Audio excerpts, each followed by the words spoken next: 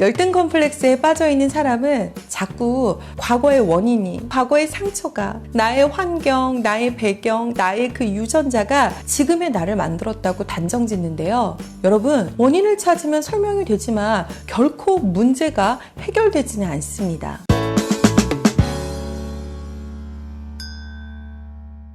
개인의 성장을 응원하는 아지트 한박사TV의 함쌤입니다. 지난번 영상을 보시고 열등 컴플렉스를 극복하는 방법에 대해 알려달라고 댓글을 주셨습니다. 이소호님 보고 계시죠? 댓글에 감사드리는 마음으로 준비한 영상입니다. 지난 영상에서 자기 자랑하는 사람의 심리라는 주제를 다룬 적이 있거든요. 혹시 못 보신 분이 있으시다면 보고 오시면 도움이 되실 것 같아요.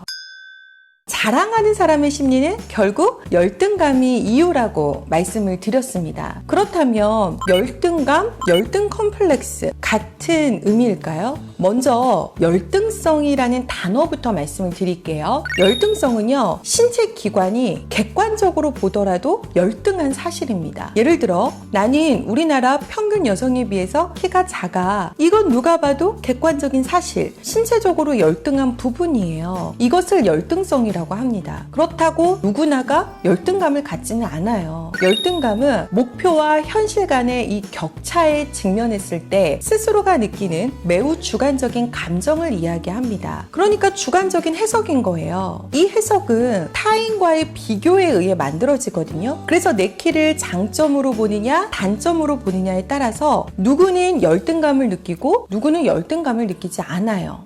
하나, 둘, 셋. 다 일어났어? 오, 아직 몰라, 아직 몰라. 나래야, 다 일어났냐고. 아직 몰라.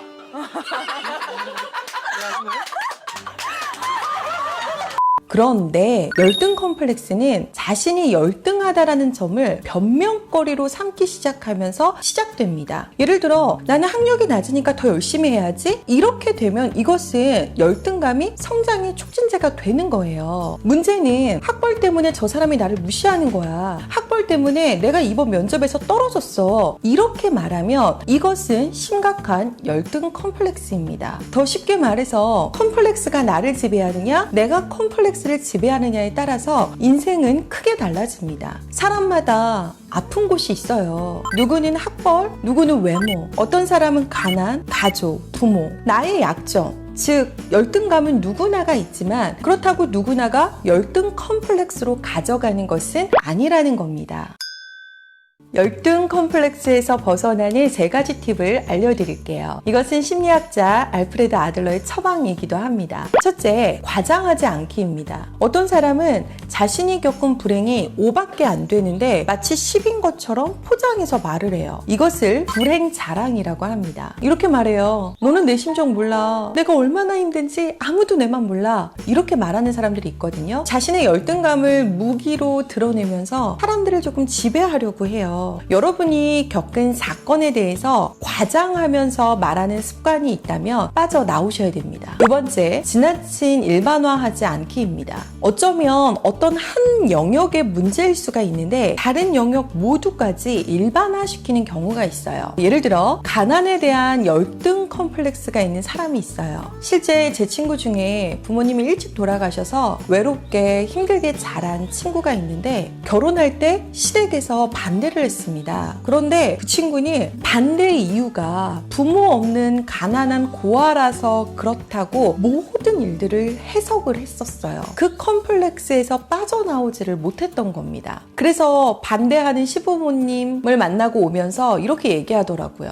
내가 이럴 줄 알았어. 그래서 사람은 돈이 있어야 해. 부모가 있어야 해. 이러면서 열등 컴플렉스를 평생 끌어안고 살더라고요. 이런 지나친 일반화에서 빠져나오셔야 돼요. 세 번째, 나를 직시하고 감점이 아닌 가점 주기의 사고방식으로 바꾸셔야 됩니다. 제일 어렵지만 가장 중요한 부분이에요. 직시한다라는 말은 있는 그대로의 나를 받아들이는 겁니다. 있는 그대로의 나를 이해하고 수용한다라는 뜻이에요. 너무 어려워요. 왜냐하면 내 스스로 못난 나를 받아들여야 되거든요. 그런데 진짜 자존감은 못난 나, 잘난 나 모두 수용하는 사람이 자존감이 높은 사람입니다. 그러기 위해서는 나의 열등한 부분을 인정하고 드러내야 됩니다. 솔직히 우리 이렇게 말하는 게 익숙하잖아요. 내가 이럴 줄 알았어.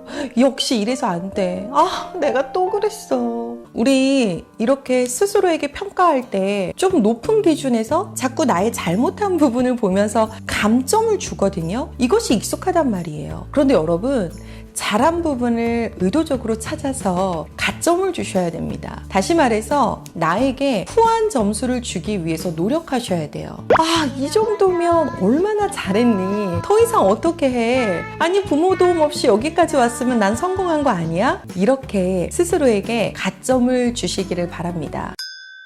열등 컴플렉스에 빠져있는 사람은 자꾸 과거의 원인이, 과거의 상처가, 나의 환경, 나의 배경, 나의 그 유전자가 지금의 나를 만들었다고 단정 짓는데요. 여러분, 원인을 찾으면 설명이 되지만 결코 문제가 해결되지는 않습니다. 여러분의 열등감마저 받아들일 수 있는, 그래서 건강한 나를 찾기 위한 노력을 꾸준히 하셔야 합니다. 할 수 있어요. 오늘 드린 3가지의 처방전 꼭 기억하시면서 열등 컴플렉스에서 빠져나오시기를 바랍니다. 오늘의 이야기가 도움이 되셨다면 좋아요, 구독, 댓글 부탁드리고요. 우리는 다음 아지트에서 뵙도록 하겠습니다. 또 놀러와 주세요.